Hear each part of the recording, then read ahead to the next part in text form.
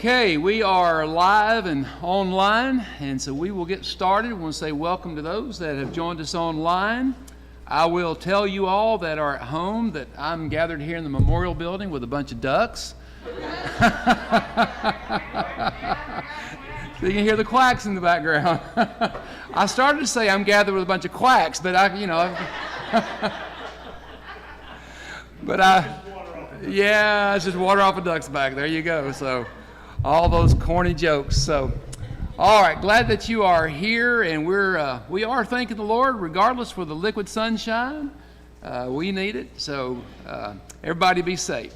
All right, so we're going to get into our study this evening. 1 Samuel chapter 14. We're in part number 2. We covered the first half last week, and we will cover the second half this evening. And so let me kind of just go back again, and by way of review, I mentioned last week that chapters 13 and 14 are important chapters in the book of 1 Samuel, because these are the two chapters that really start to demonstrate how that Saul is going off the cliff.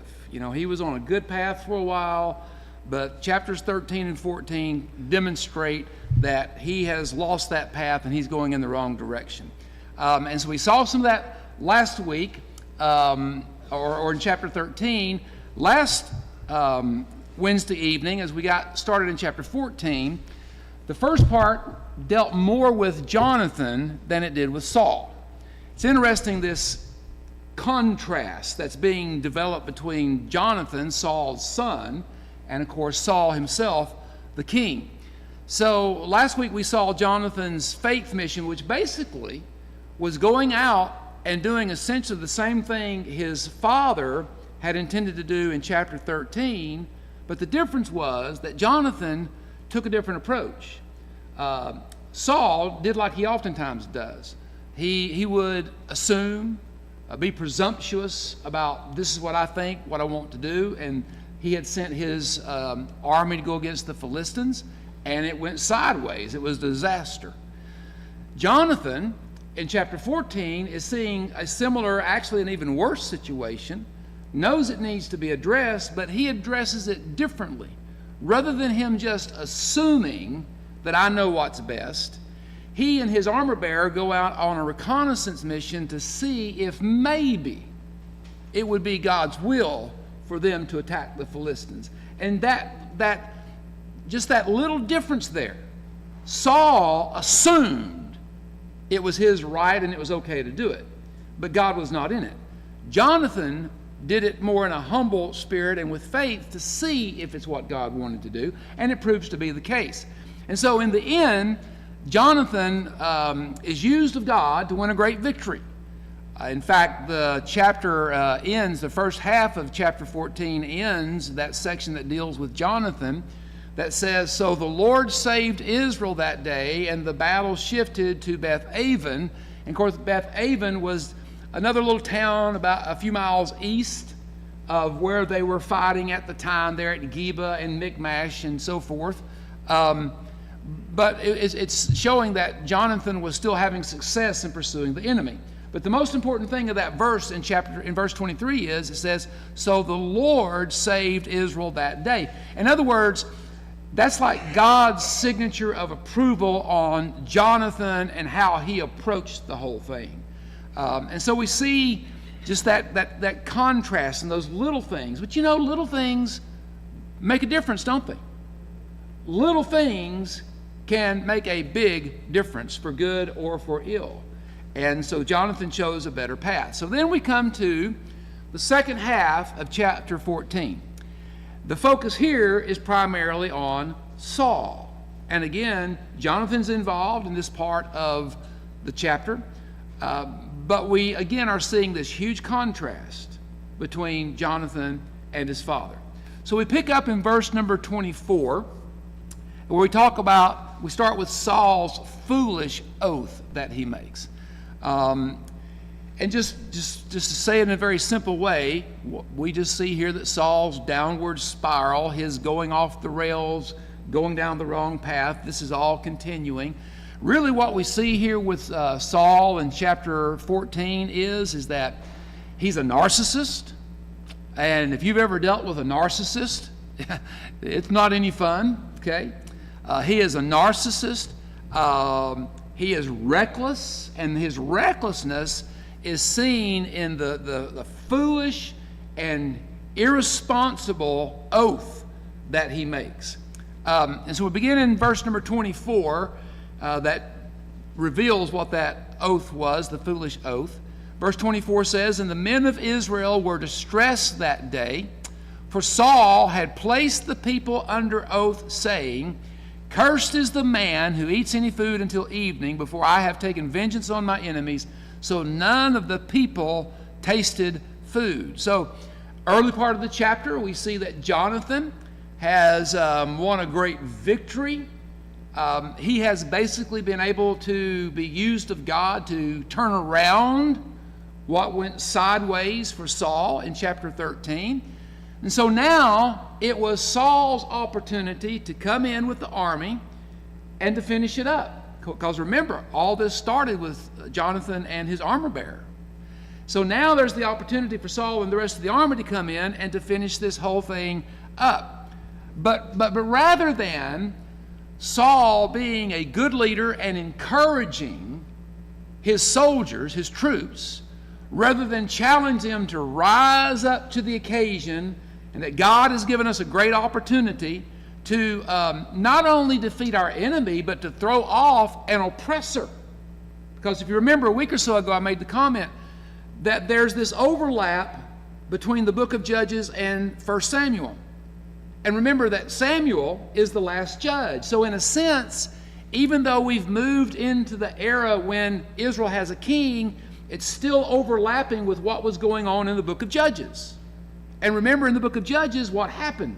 Israel becomes unfaithful. There are these oppressors that God would use and allow them to get the upper hand on them. And then finally, God would raise up a judge to deliver them. So that's still going on right here. My point being is the Philistines are still an oppressor of Israel. So rather than Saul standing up and challenging his men and saying, "Men, God has used Jonathan and his armor bearer. God has given us an opportunity to defeat this oppressor and to get their foot off of their boot off the neck of our people." That's not what he does. A wise leader would have done that. A humble leader would have done something like that.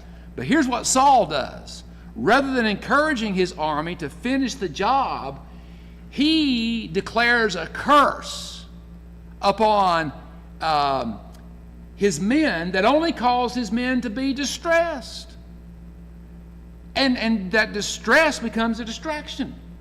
And he says, anybody who eats food before I've had vengeance on my enemies is going to be cursed. I'm declaring a curse on them.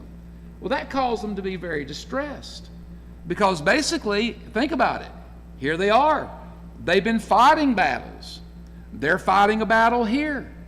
That's a very strenuous thing to do in every way, emotionally, mentally, physically. When they get opportunity, they need to replenish their energy. They need to take in food and so forth. So that was one thing that was causing the distress. The other distress is this. The king has just said, any man that eats food until this is done is cursed. So when you're going in to fight your enemy, you want a clear mind. Well, buddy, all Saul has done, he's just clouded everything. He has made things even worse. And so here's another thing too.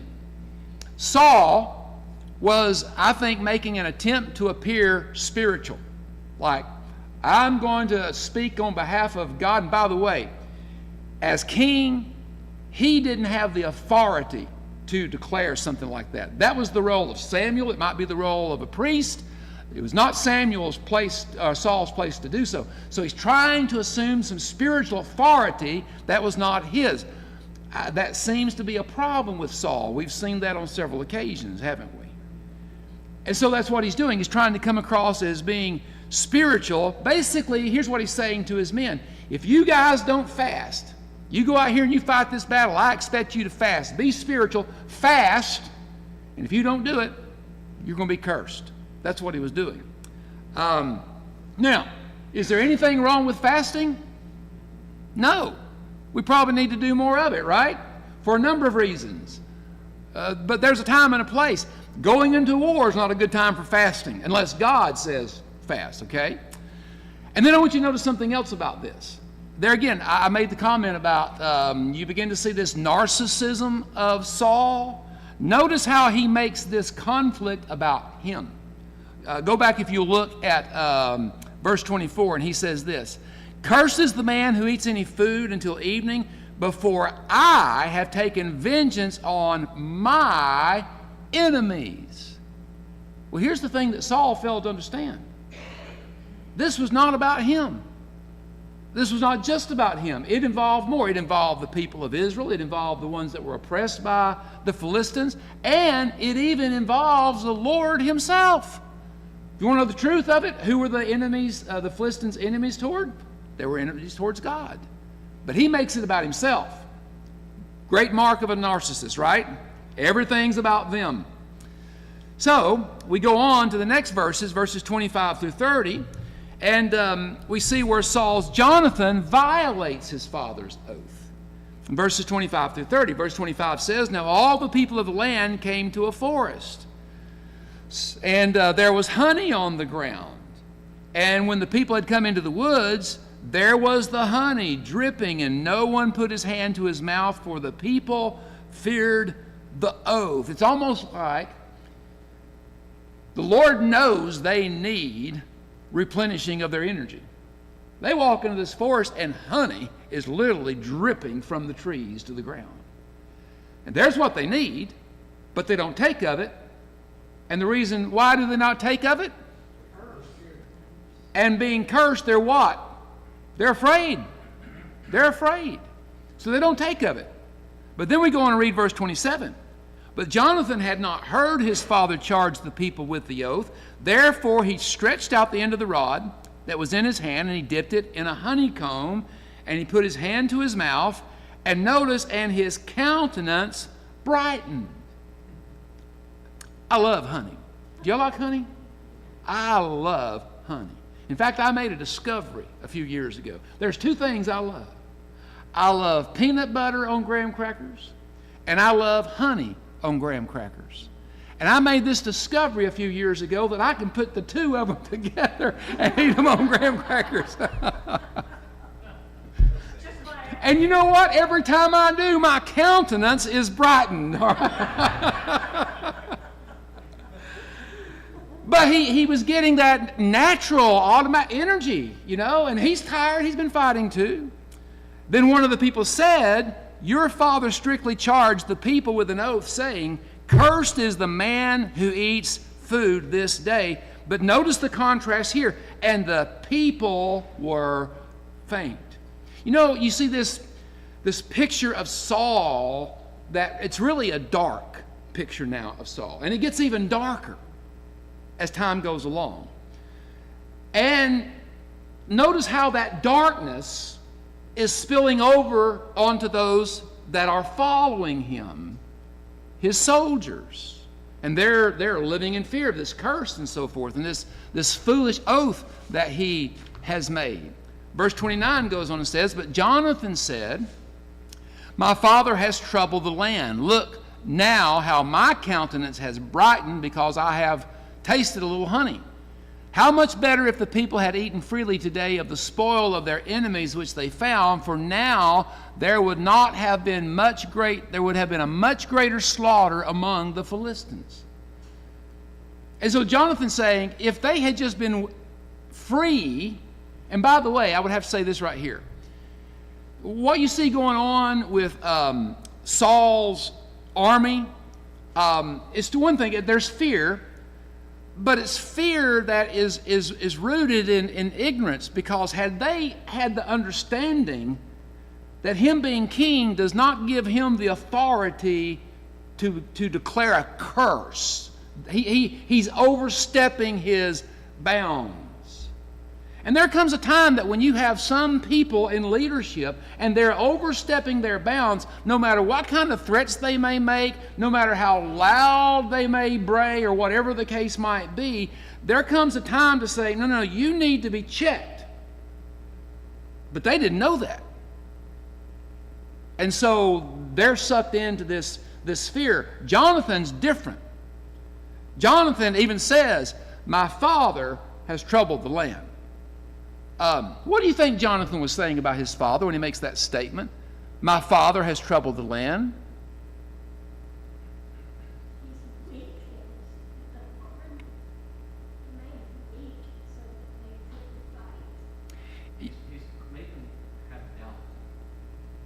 Rather than reinforcing them, encouraging them, building them up, giving them vision, he's beating them down and so forth. I think one of the things that what Jonathan is saying is basically this: look, I know how my father is.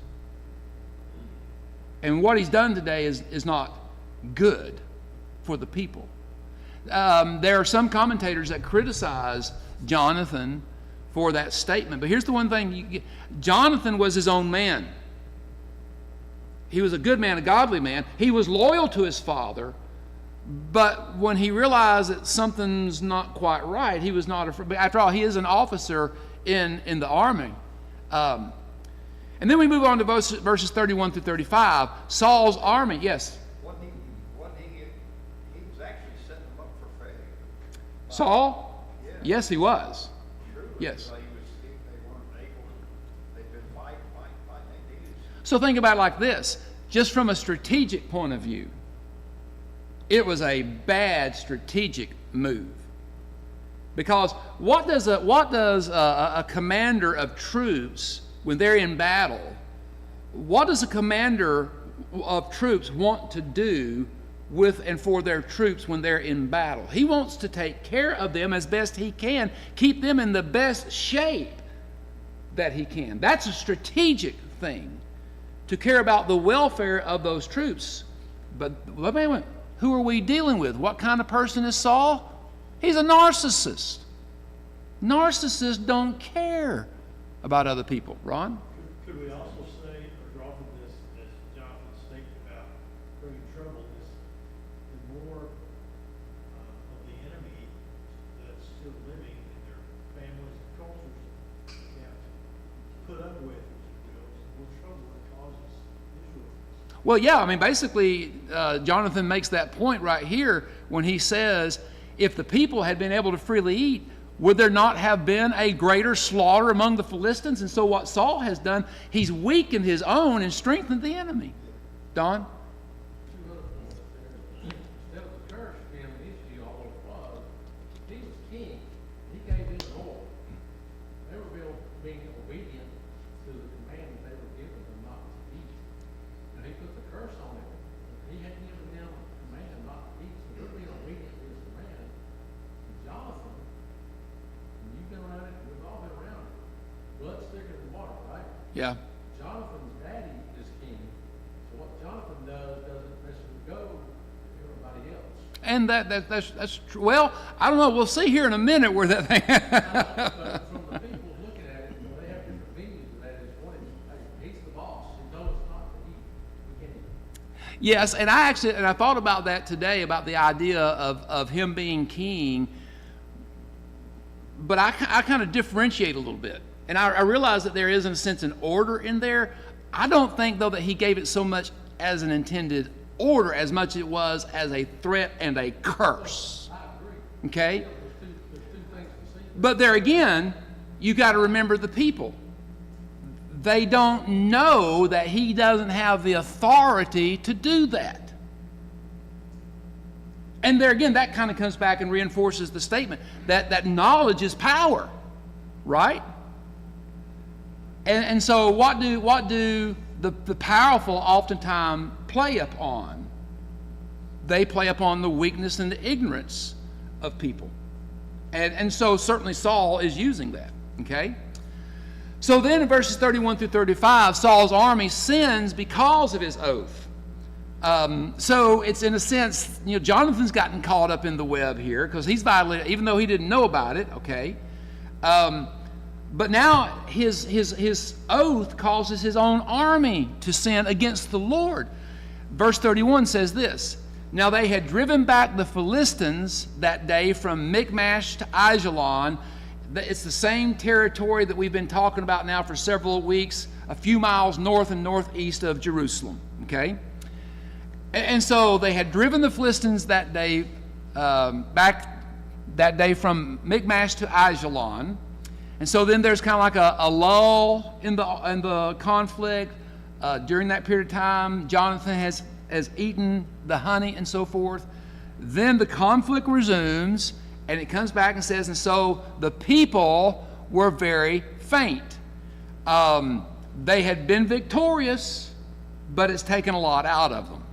And so here's the thing. Here's what happens.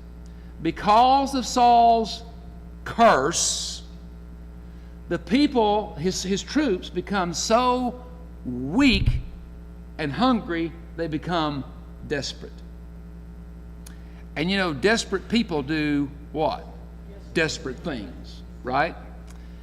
And so it goes on, and so, and all of that is because of what? His foolish oath, right? So verse 32 says this, and the people rushed on the spoil and took sheep, oxen, and calves and slaughtered them on the ground, and the people ate them with the blood. Then they told Saul, saying, look, the people are sinning against the Lord by eating with the blood. Now, what's the problem right there? Eating blood among Jews was expressly forbidden for a couple of reasons. Number one, it was a very pagan practice. But that's not the primary thing. Israel had been ordered in the book of Deuteronomy. Moses told them, you slaughter a sacrifice to offer it to the Lord, you first make sure that you drain all the blood, and so that whatever is roasted and you eat of it, that you are not eating of any of the blood. And then also you've got Leviticus 17:11. And here's the reason why eating blood was forbidden. Blood was sacred. Blood in a sacrifice or slaughter for a Jew was holy. Because God said in Leviticus 17, the life of the flesh is in the blood, and I have given it to you on the altar to make atonement for your souls, for it is the blood that makes atonement for the soul. So they were to have a respect for blood, because it was by blood that atonement was made for sin. And obviously it becomes a picture of the blood of Jesus, who has provided final and ultimate atonement. So the eating of blood with any kind of sacrifice, whatever, was completely, absolutely forbidden, okay? And so what that means is that a Jew could not eat a steak rare or medium rare, okay? You don't eat that, and I don't eat that. We go out to eat with my son, and Dustin, he gets a steak, and it's like a little bit on that side, a little bit on this side, and he's good with it. Oh, that's awful. That's awful. So you get the idea that there could be no blood draining. That's the reason why it talks about that it had to be roasted. Okay? It had to be roasted. There's no blood coming from the meat. And so Saul says, you have dealt treacherously. Roll a large stone to me this day. In other words, he's saying, you guys have done a bad thing. Just roll a stone over me. But here's the problem. What was the root cause of why they were doing what they were doing? His oath. And yet now he wants to blame them for something that he put into motion. Okay? And they end up being desperate. Verse 34 says, then Saul said, disperse yourselves among the people and say to them, bring me here every man's ox and every man's sheep, slaughter them here to eat. Do not sin against the Lord by eating with the blood. So every one of the people brought his ox with him that night and slaughtered it there, and Saul built an altar there. And so it seems that the solution was, okay, they're going to eat, bring it here, we're going to sacrifice, we're going to slaughter the animals here, let the blood drain here around this altar, and then they can prepare the food and they can eat. Okay? And notice it says this was the first altar that he, Saul, built to the Lord. And as best I can tell, it's the only altar that he ever built. Okay? So, all of that precipitates from Saul's foolish oath. But Saul's not finished with his foolishness, because he makes another foolish oath in verses 36 to 39. Verse 36 says, "Now Saul said, let us go down after the Philistines by night and plunder them until the morning light, and let us not leave a man of them. And they said, do whatever seems good to you. And then the priest said, let us draw near to God here." So in other words, let's see what God has to say about this. "So Saul asked counsel of God, shall I go down after the Philistines? Will you deliver them into the hand of Israel? But he," that is God, "did not answer him that day." So in other words, God's not speaking to Saul. All right? "And Saul said, come over here, all you chiefs of the people, and know and see what this sin was today." So in other words, here's what Saul's saying. He said, let's come together over here and let's talk about the sin that was committed today. Somebody violated my oath, and that person is cursed, and God is grieved. That's why he's not speaking. Okay? There again, you see some arrogance and hubris going on here.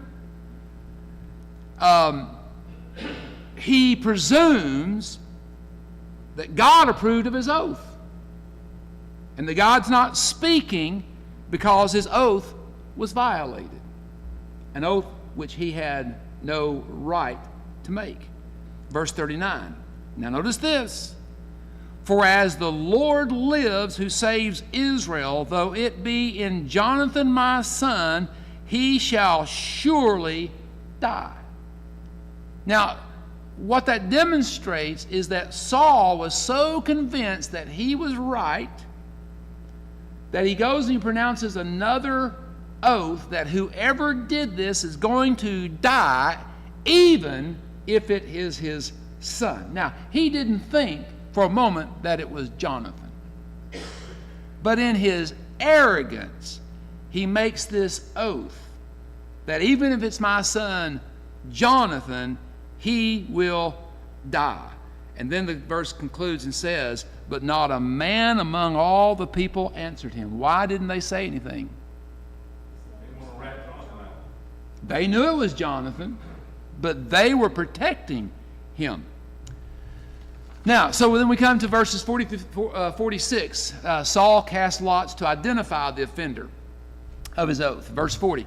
"Then he said to all Israel, you be on one side, and my son Jonathan and I will be on the other side." Now look at that picture there. The whole army, he says, y'all are going to be on that side. Me and Jonathan are going to be on this side. Okay? And they're going to cast lots, which is basically similar to rolling some dice, and the way that they would come up, they would read, and it would kind of like give indication about how they should follow and stuff, that and everything. So he puts him and Jonathan on one side and everybody else on the other side, because he's confident of what? It's not me and Jonathan. It's not going to come back to me and Jonathan, right? And so all the people said to Saul, "Do what seems good to you." Verse 41, "Therefore Saul said to the Lord God of Israel, give a perfect lot." So Saul and Jonathan were taken, but the people escaped. So in other words, the lots came up pointing to whom? The army or Saul and Jonathan? Saul and Jonathan. "And Saul said, cast lots between my son Jonathan and me. And so Jonathan was taken. And Saul said to Jonathan, tell me what you have done. And Jonathan told him and said, I only tasted a little honey with the end of my rod that was in my hand, so now I must die." And I read that right there, and I kind of think to myself, how in what spirit is Jonathan saying that? Okay, I'm the guilty guy, kill me. Or is it being said maybe with some sarcasm? I don't know.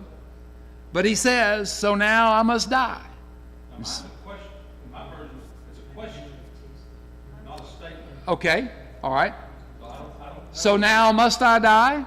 yeah, I don't know what other versions have it as Yeah. a period or an exclamation. But even that, so now must I die, could be a sarcastic, rhetorical, sarcastic statement, right? Verse 44. And Saul answered, God do so to me, God do so and more also, for you shall surely die, Jonathan. Now, so Saul apparently is willing to kill his own son over this issue. Now let's raise some questions here, okay? Do you think he really wanted to kill his son Jonathan? No. Why would he then do it? Because he's saying here basically, I'll go through with it. I'll have Jonathan killed. Why would he then do it? A king's word is his word. He has to abide by his own rules. Okay, all right. So that's one possibility. Is there another possibility? What? Could it be to save face? Okay. Because I don't think he really wanted to kill his son. He didn't want to look bad. All right? So think about this. What would have been a better response on Saul's part when it came up, Jonathan is the one?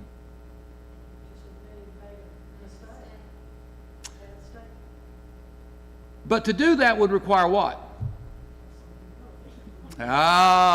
See. The devil's in the details. Not a narcissist. Okay? The better response would have been for him, even though he's king, even though he's the one who made the oath, to have said, I see my foolishness now. I was wrong. But that's hard for somebody like Saul to say. Have you ever met somebody? I know you have. I know you've known some people who it's hard for them to ever say, I was wrong. You ever known anybody like that? Have you ever known somebody who it's just an impossibility for them to say, I'm sorry? Those are some pitiful people. They really are.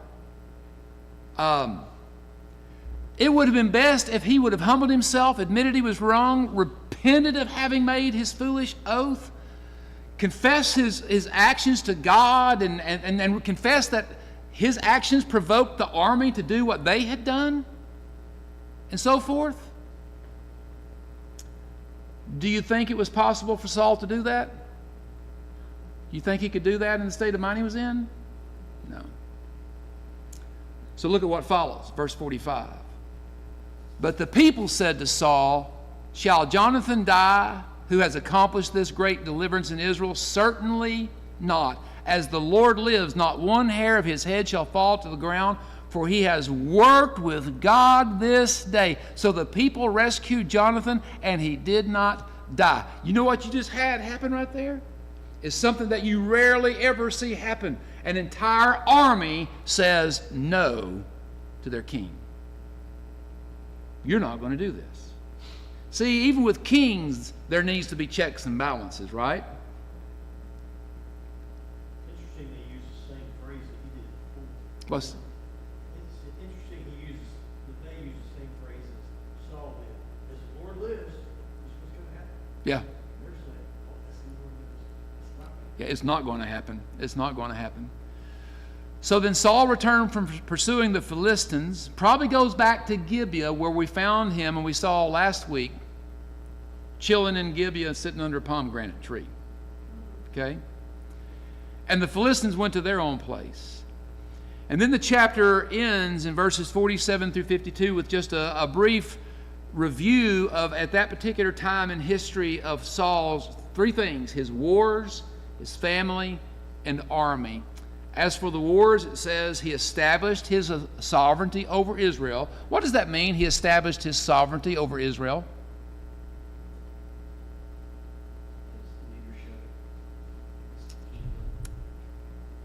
even in spite of all this, he was still strong and well entrenched. He was in power, okay? He was in control. He fought against all of his enemies on every side, against Moab, against the people of Ammon, against Edom, against the kings of Zobah, Philistines. Wherever he turned, he harassed them. He gathered an army and attacked the Amalekites, delivered Israel from the hands of those who plundered them. So Saul had many successful military campaigns, but his really was a reign, a lot of war, not a whole lot of peace. Okay? Then talks about his family. The sons of Saul were Jonathan, Jeshua, and Malchishua. He actually had a fourth son, Ishbosheth, but he's not mentioned because the only ones that are mentioned here are his sons that were able to go to war with him. Ishbosheth was too young at that point.